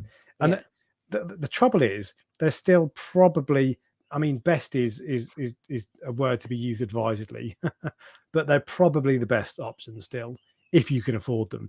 But they've got to the point now where they're 400 quid, and it's like, that's crazy money. And there are a couple of things with that. So the MP40 came out, I don't know, 10 years ago. The MP40 QD came out, 8 years ago, something like that. And so that was a big step up because it was quieter. Yes. Since then, they've made it Mobius compatible.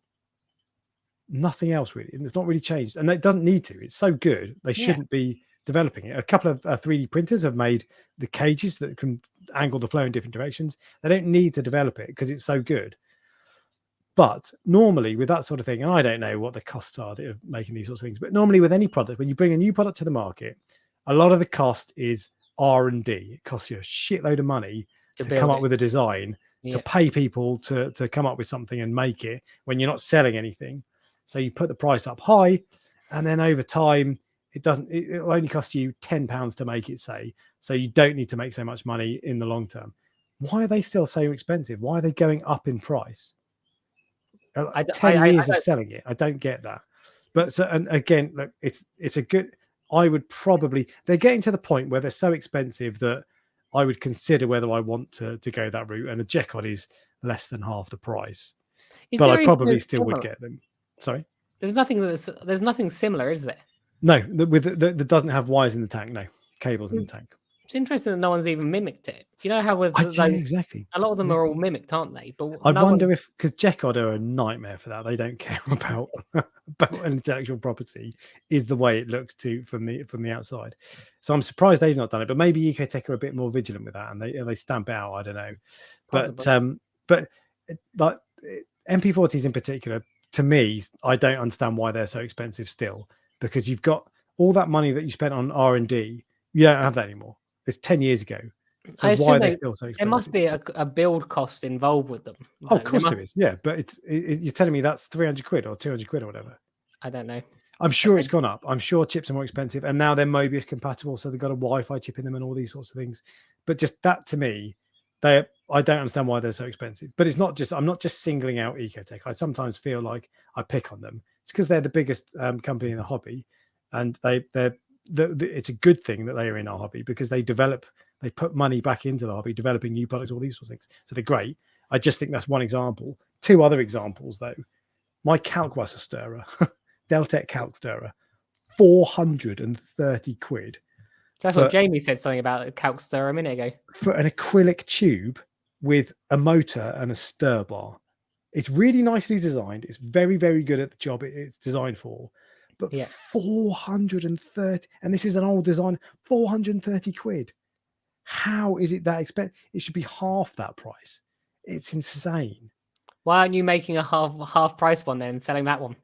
Because I've got a full. There's obviously demand for it. I've got a full-time job, and I'm not in that industry. But you see what I'm saying. So in theory, some other company should. Why has no other company done it? I mean, I don't know, but I'm not giving you answers. I'm giving you problems. Other things as well. Filter rollers. We mentioned filter rollers earlier.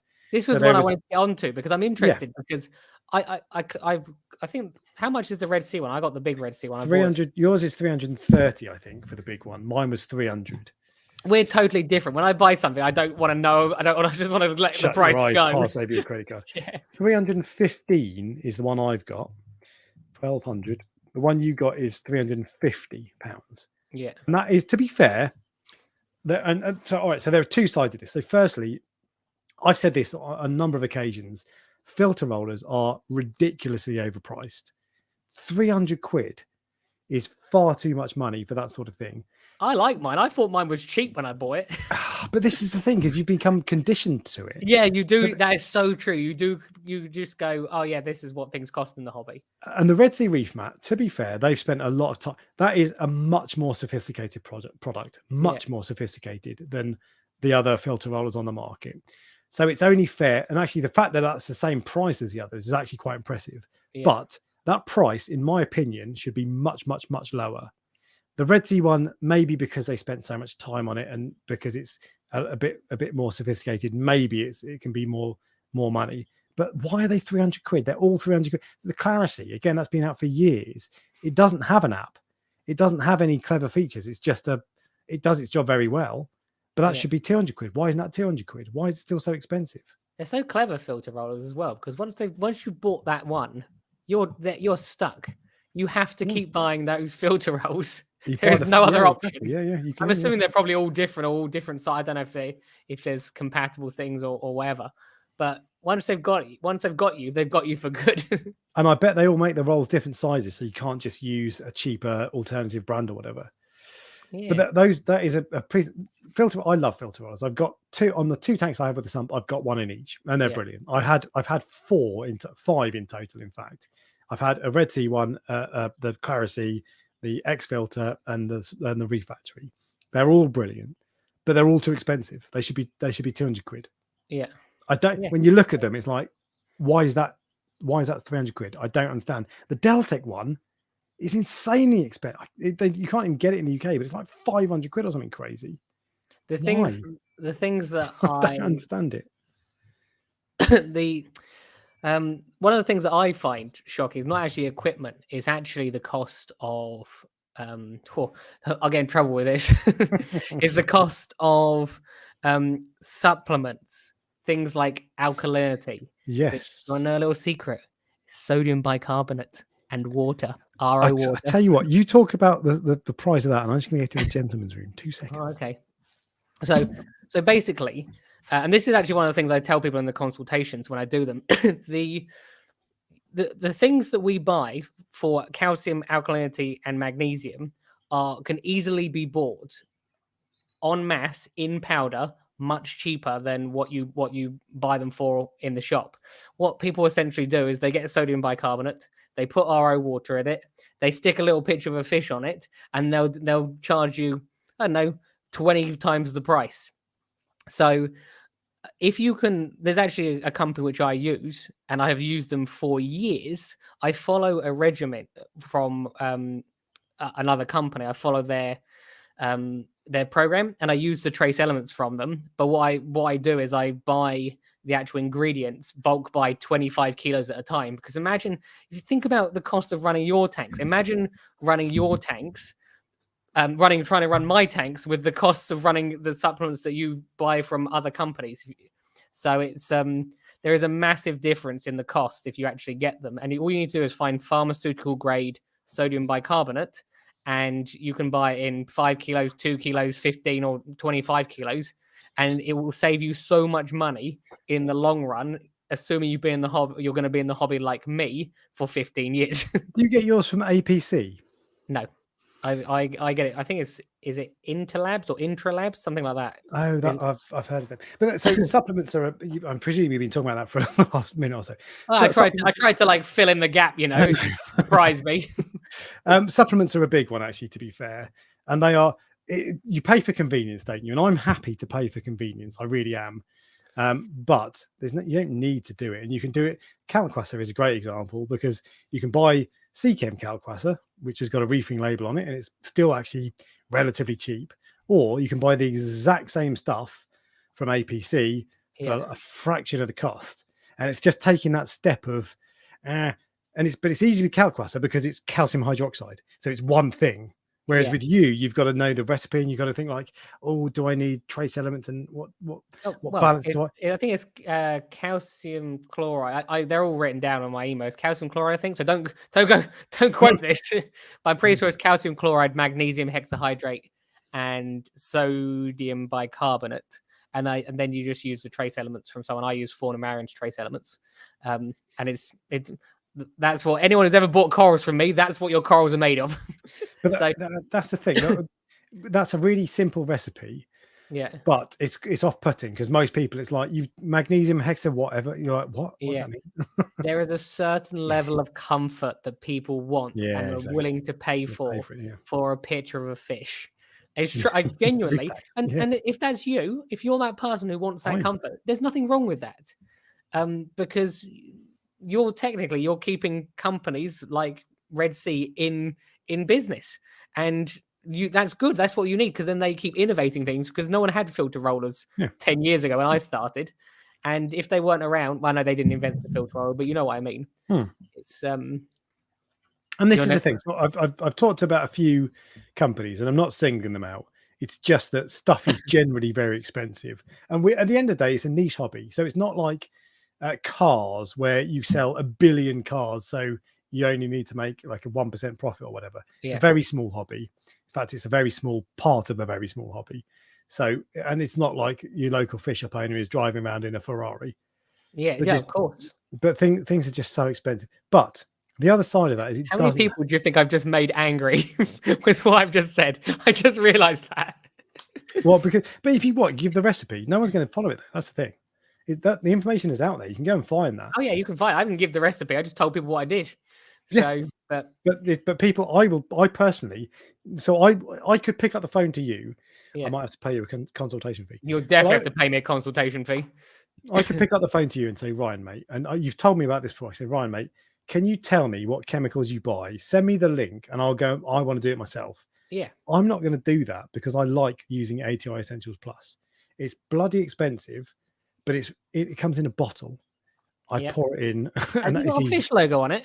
It has. It's got a coral on it. which makes it even more expensive. Does that coral give you comfort?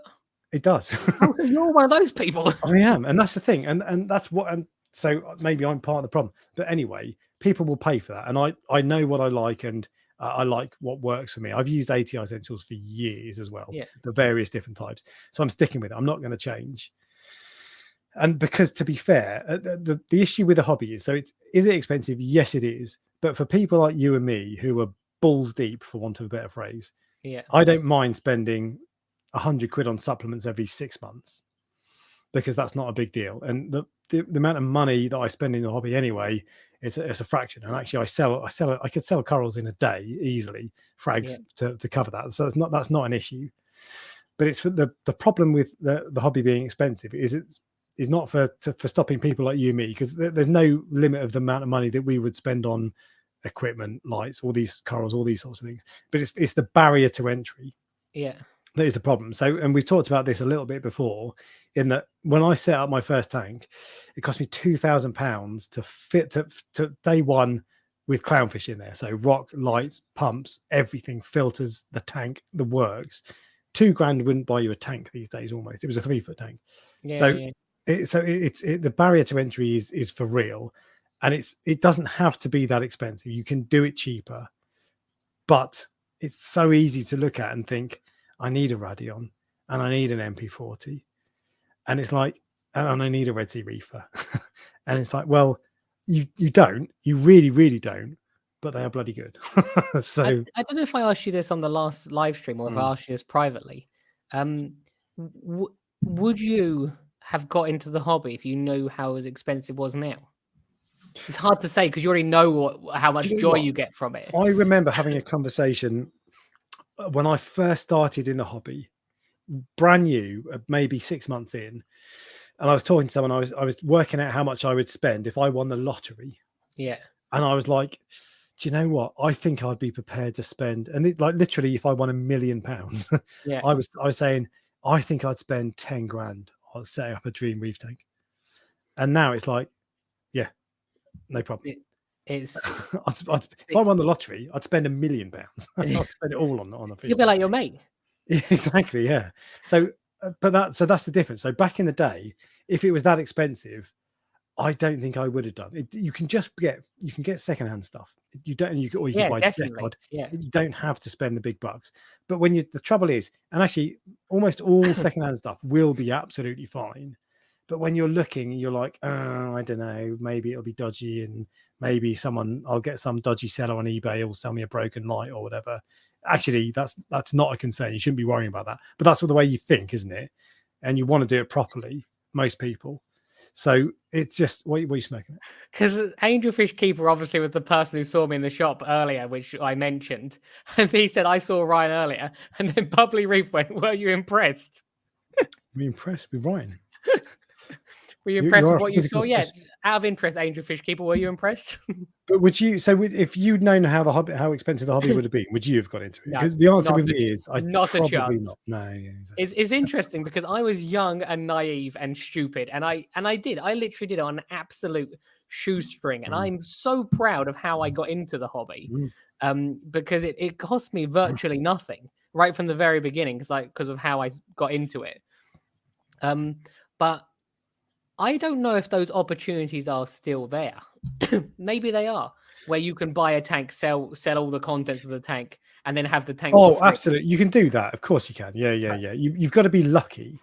People seem to know more now what things are worth. How many times have you been on eBay and you've seen a fish tank for sale and it's full of xenia and it says, I want £2,000 for this. You're like, no one is ever going to buy that.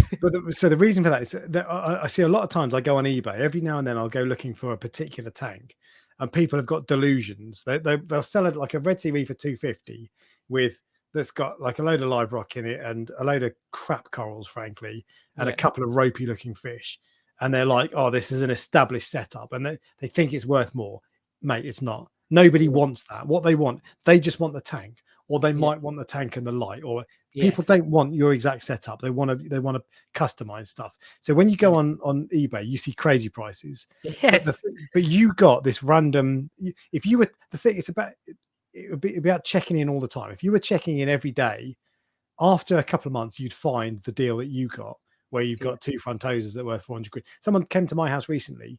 They got some discus as part of a tank breakdown, and they gave their local fish shop took them off them. They didn't give them any store credit, which I thought was a bit dodgy. Mean. I know that. I thought I was worth a lot of money. But they were happy with it. But either way, there are still those deals. And sometimes I speak to people who buy frags off me or whatever, and the stuff they tell me, they're like, "Oh, I just came across this guy who was selling like a Red Sea Reefer 425 for 5 quid, and he gave me his Radion for free." And this, like, it happens. So there are still those deals out there, but they're few and far between. You got to work for them. But in terms of like, if you just want to buy a freshwater tank, you can go into Pets at Home, and there's a 50 quid tank there, a bit of sand, and then you're done. It's pretty easy. Yeah. With the saltwater side, you could get something like the Fujifilm Evo that is, I don't know, a couple hundred quid to get to the same point, but it's quite a big step up. And even then, it's only, and then you start thinking, well, do I want to spend 200 or 300 quid on a simple setup, or should I just go a bit bigger? And then when you start looking into it, you're like, oh, it sounds like nano tanks are a bit of a pain in the backside to look after. Maybe I need a 3 foot tank. Oh, 3 foot tank. What lights do I need? God, £2,000 on lights. And then it gets to the point where you're like, sod that. That Fujifilm Evo is way more popular than I ever thought it would be. So many of my customers, so many people come to the coral farm to buy coral, and they go, "I'll go on those Fujifilm Evos," and I'm like, I'm shocked. And some people have great success with them. One of my customers got like, he's done a beautiful job with the space. It's not like that shit job you've done in the background. So don't worry, you'll get there. You'll get there. But it's I was surprised that they must sell loads of them, because there are a lot of people that are probably getting into the hobby, which is why they're buying them. It's cheap is the simple answer. So I've looked it up because I can't remember how much it is. 150 quid basically, and that's cheaper than I thought it was.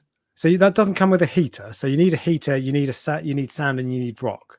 Yeah. You can get all that relatively. 200 quid might be a little bit more than that, but 200 quid you can get started, and that's pretty decent. And actually, when you Google pictures of the Fujifilm Evo, because there's so many of them, you can see enough people who've got nice Fujifilm Evos. So, but that's where the hobby needs to be at. There needs to be an entry point with simple stuff, and you see so many people talking about the Fujifilm Evo saying, is the light okay? Is the stock light okay? And for someone like me, it's not, because I want the controllability, I want the various things, because I'm used to that. But the stock light is fine. We'll go corals, go simple corals, no problem. It's absolutely fine. You just need to set it up at 150 quid and you're away. So that you can get into the hobby cheap. It's just that it's getting to the point where it's bloody expensive. And new lights, like a Radion XR30 is about 800 quid. And all of the lights you are like about 70% of your outgoings per year, aren't they? Well, yeah, exactly. So, and all the new lights that are equivalent to that are around the same kind of money. That's a lot of cash. Yeah. And actually, to be fair, so I've only, of all the lights I've had, I've only been given 2 sets, or 2 lights, and I've spent, I wouldn't want to work it out, frankly. I'd love to know, for both of us, how much we've spent over the last 15 years on stuff, fish, coral, equipment. For you, it'll be like thousands, tens of thousands. For me, it'll be about like 50 quid. Yeah, exactly. But you can still do it cheaper. It's just there needs to be more people doing budget stuff. I've done a couple of budget videos where I've set up.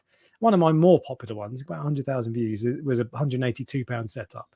Yeah, 100 liters. It was all right, but there needs to be more than that, because the trouble is, like, for YouTube perpetuates the more expensive end. Because if you or I if someone offered you a 50 quid light, you're going to be like, no chance. But if they offer you got a well good offer the other day, didn't you?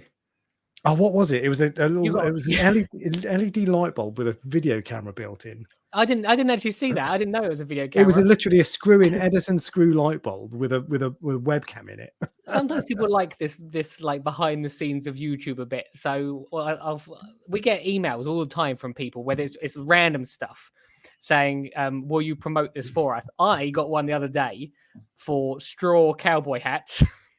and I sent it to Alex. I went, "This is probably more your kind of audience. I think this product would suit you." And then you sent me one back saying, "Look what I got today," which was a bulb, wasn't it? Yeah, just a random light bulb. But the thing, it's obviously all spam because they send like a million of these emails. Because it will start with "Dear Reef Dork."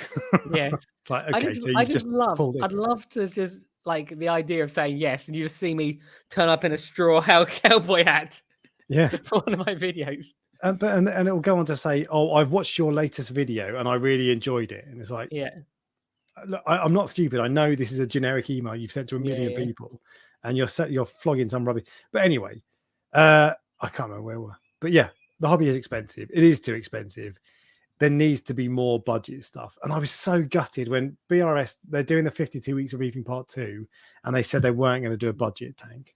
I wish they had done. Because if anyone's got the budget to spend the money and take the time on it, yeah, because most YouTubers have got I don't think there are any full-time YouTubers in our hobby. If you look at the world of cameras, cars, anything else, there's loads of full-time YouTubers. In our hobby, we've all got other jobs. Yeah. So you're not anyone who can dedicate the time and money to that. BRS can. Do a budget build, guys. Do a budget build. Honestly, secondhand. Do a secondhand. But I know that won't necessarily result in sales for them, but that's not the only reason they do it. I mean, we all, to some extent, you already know it works. There is absolutely possible to do a budget build.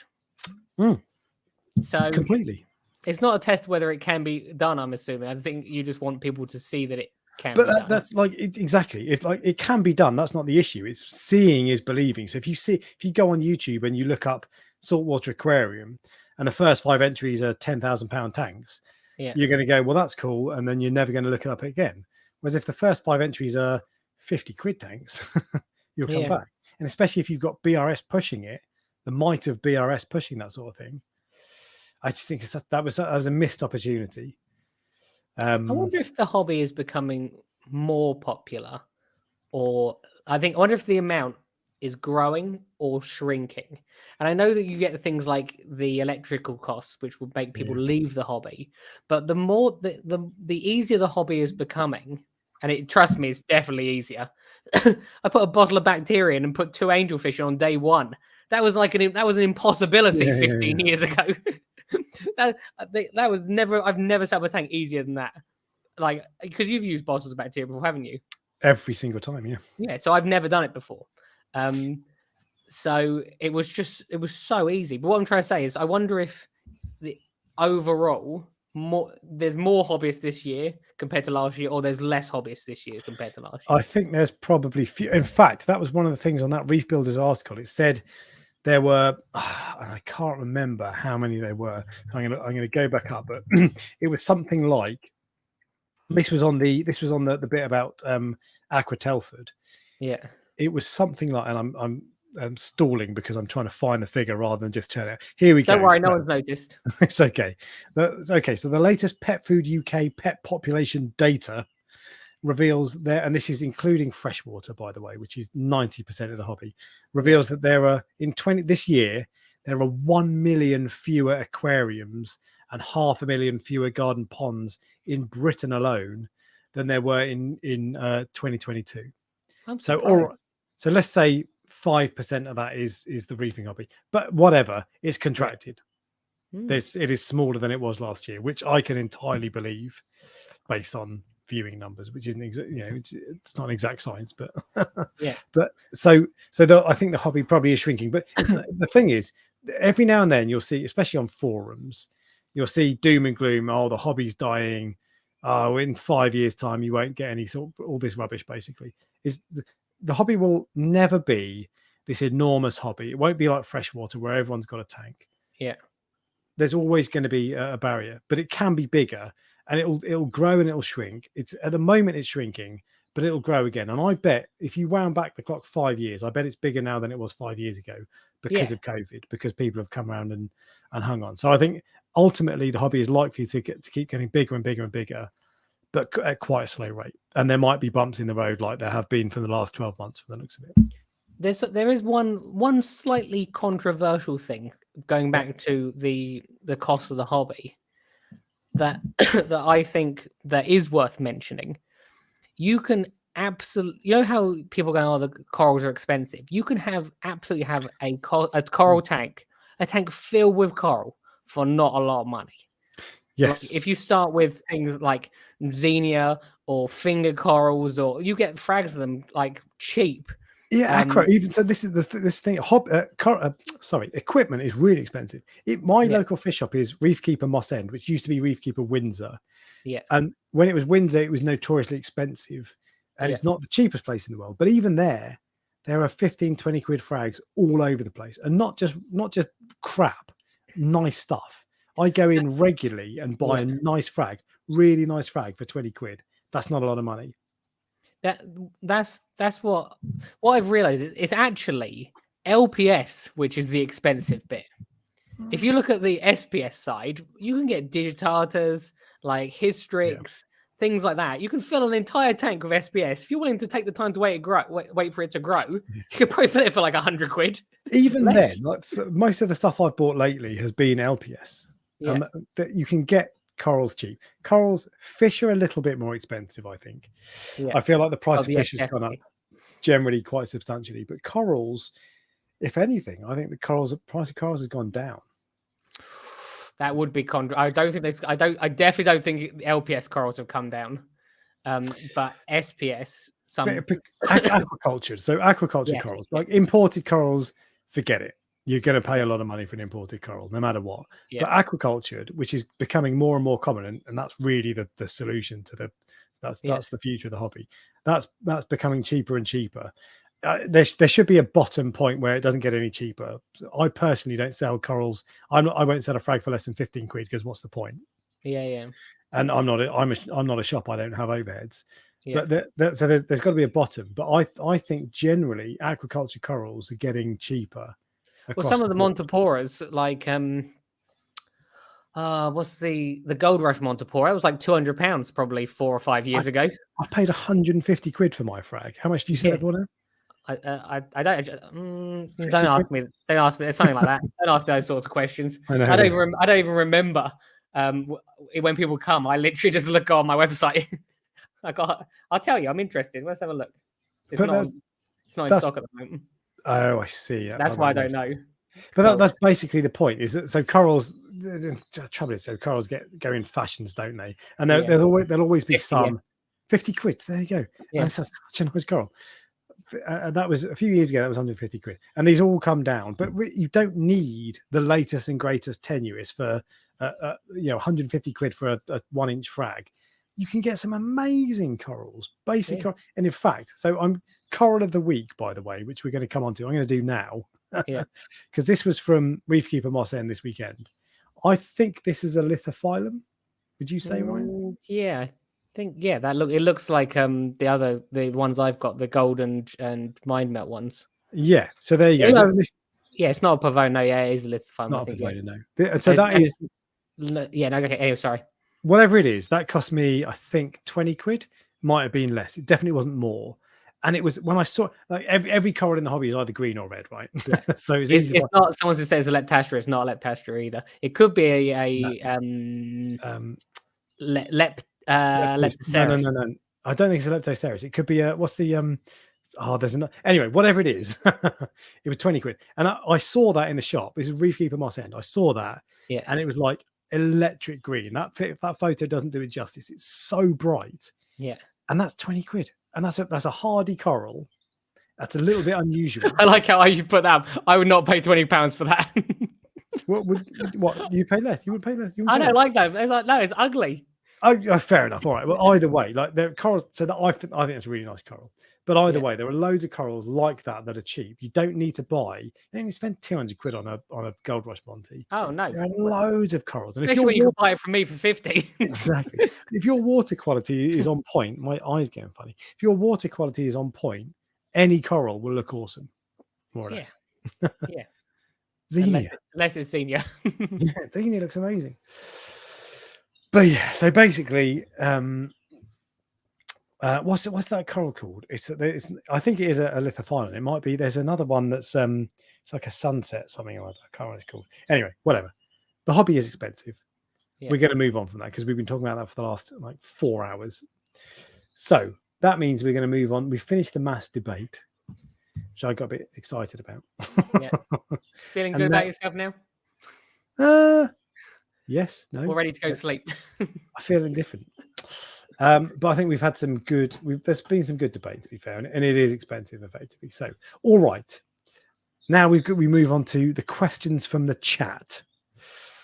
I'm going to put out 5 questions. Bloody yeah, we're well behind tonight. You see how like we literally have got 10 minutes left. We're so far behind. I know, yeah. All right. First off is from NB Reefing, and this is Evening Reefing Senseis, which is why I'm reading this question out, because he's bigging us up. Question for Ryan: do you sell LPS and softy mix boxes? Oh no, it's an admin question. I can if you contact me on Instagram or a thing. I'm sure I can sort something out for you. Anyway, next question. We've got 10 minutes. Woody's gamer tag. Serious question. Let's say a parameter like salinity goes wrong and you catch it right away. Do you still recover from it slowly, or do you fix it instantly and keep it out of spec for a short time? If it's only out a little bit, I would so salinity, for example, if my salinity was 34 parts per thousand, sorry, 1.025, because that's what you measure it in, right? And I want it to be 1.026. Yeah. I don't care. So I would still do it very slowly. If it's only a tiny bit out, yeah. Even phosphate, like if phosphate was 0.2 and you want it to be 0.1, for example, slow. Always slow. Yes. Always slow. Always everything. To be fair, so if so I measure in parts per thousand now, I've switched over. So if my salinity was 34 and a half parts per thousand, and I wanted it to be 35, I wouldn't have a problem with making that change in a day because it's so small. Yeah. But the better way to do it is slow. No matter how, it's always better to do it slow. There's nothing happens quickly in a reef tank. There you go. So I would still say that. Cat 461, are you two coming to Vivarium at the end of the year? I probably am almost certainly not, because I didn't know. Where is Vivarium? Is that? I think it's in Germany. Yeah, and is it like? I'm assuming it is fish. I know what a vivarium is, but I'm assuming it's lots of different things. Well, an aquarium is a type of vivarium, I believe. Oh, I think that's right. What am I thinking then? I thought vivarium's like mixed. Oh, it's a terrarium, isn't it? Terrarium. I think vivarium is the generic term for all of them. Box that you keep animals in. Anyway, so maybe I don't know. Tekker's Reefer says, "What is a good wave maker for the Fluval Evo?" I have 2. I have a Nero 3, AI Nero 3, which is generally very good, but when you turn it up above 50%, it gets a bit noisy, which I notice in this room because this room's quiet. You probably won't notice. Jekod SLW10 is half the price and is just as good, probably, to be fair. So those are my 2. Bubbly Reef says Ryan looks exhausted. Ryan is exhausted. I am knackered. we'll wrap it up quick because we've got a few more things to do. Question for you, Ryan. Fairy Cichlid Fan UK. Best thing to treat ick in a tank with coral? I'm not sure. Well, I don't know of anything that actually works successfully.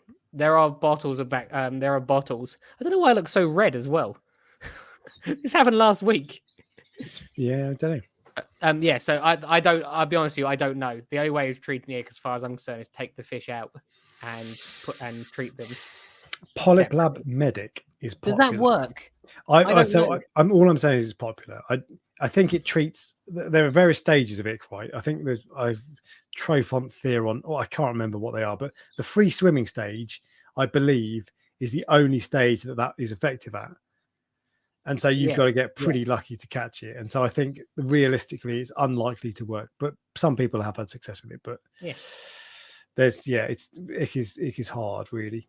So I don't think there's any simple answer, to be fair. And what is the best way to frag an Astreapora? I'm gonna have to Google that. You don't know what?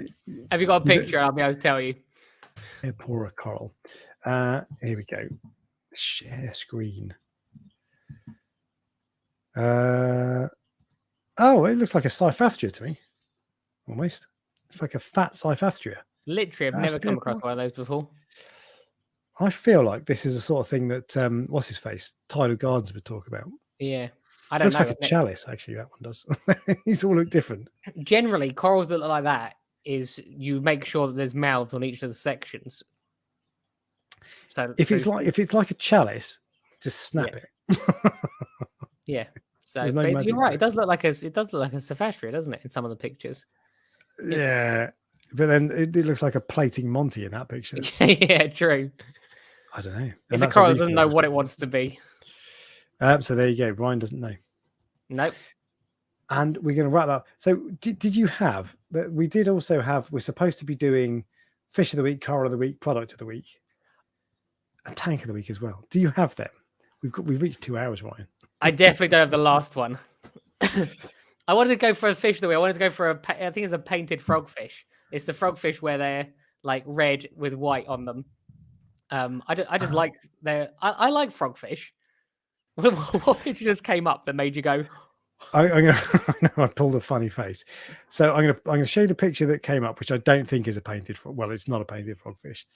This one, but I think that's what I was talking about. Yeah, this one. Yeah, I want to show people a cool fish. It's not gonna win the competition unless you pick something really, really weird. I like that. Or there's a really bright red one that you get as well. And they had one once at a shop. It was about this big.